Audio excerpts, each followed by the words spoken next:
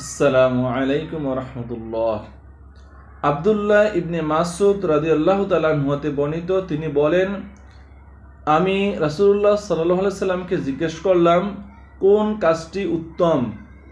রাসূলুল্লাহ সাল্লাল্লাহু আলাইহি সাল্লাম বললেন, তুমি সময় মতো সালাত আদায় করবে।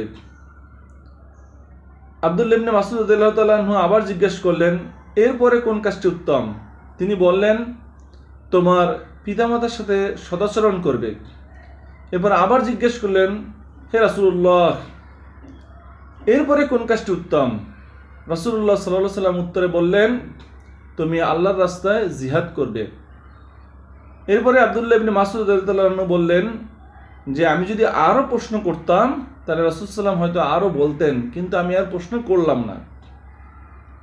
এই হাদিস দ্বারা আমরা বুঝতে পারি যে সময় মতন সঠিক সময়ে সালাত আদায় করতে হবে। এইটা ইসলামে উত্তম কাজ, সর্বোত্তম কাজ। এরপরে আপনি আপনার পিতামাতার সাথে সদাচরণ করবেন। আমরা অধিকাংশ ক্ষেত্রেই আমাদের পিতামাতার সাথে সদাচরণ করি না। পিতামাতাকে কষ্ট দিয়ে কথা বলা যাবে না, তাদের সাথে সদাচরণ করতে হবে, ভালো আচরণ করতে হবে, পিতামাতার হক যথাযথভাবে আদায় করতে হবে।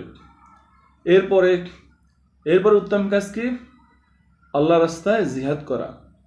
যদি কোনো মুসলিম সরকার ইসলামের স্বার্থে জিহাদে ডাক দেয়, তাহলে সেই জিহাদে অংশগ্রহণ করতে হবে।